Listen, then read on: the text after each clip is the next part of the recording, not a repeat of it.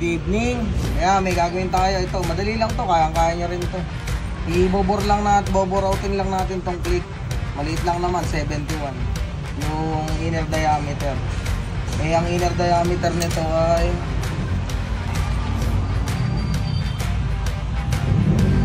68. 71 ang ibobor natin. Ayan. Kaya hindi tayo nakakapag-video, gawa ng marami tayong ginagawa. O yun, marami tayong kinakalikot. May binubuo ko dyan, yung Aero, straight PRF, black,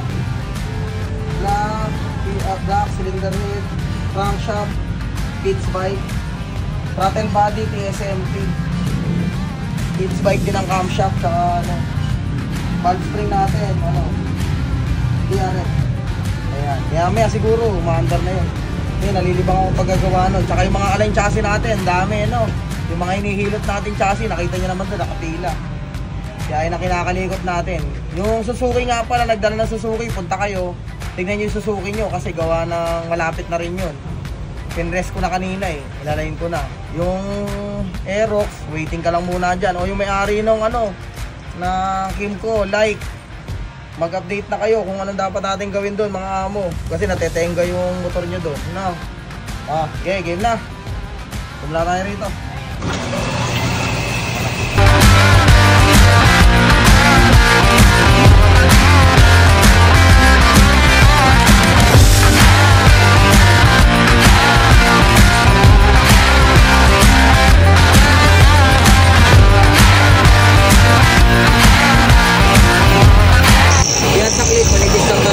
Dito yung lugar na yan.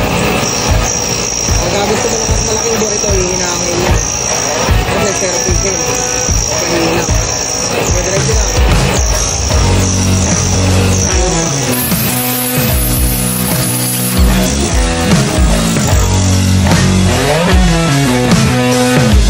Biruta, ganyan talaga. Yan ang buhay tornero, machinist, laging marumi. Hindi ka marumi, machinist ka na malinis, hindi ako maniwala. Ka sa Armscore? Sa Armscore ka, nagkakanda dumi-dumi pa gawa pa ng baril yun. Pagka yung machinist na tunay, gumugulong-gulong pa yan sa dumi. Pagka hindi marunong katulad namin, hindi ako maniwala. Sige, baba pa to. Lop! Okay. Sukat muna.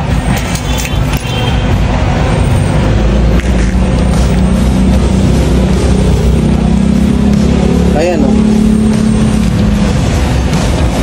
71. Ibig sabihin, sakto na dyan yung natin. Hangin muna, hangin. Ayan, sa tunay na sukatan, kailangan may dowel para sigurado tayong sentro.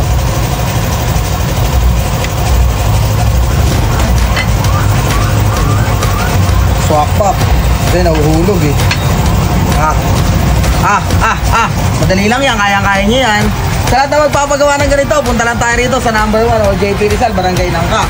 Yung mga alignment tipos natin, repace natin, dami natin ginawa kanina. BMW, ni-repace natin kahapon, tsaka kanina, dala ng may-ari, dalawang BMW niya, 4 na gulong, 4, 8 gulong lahat yun ang pinagawa niya, dalawang BMW.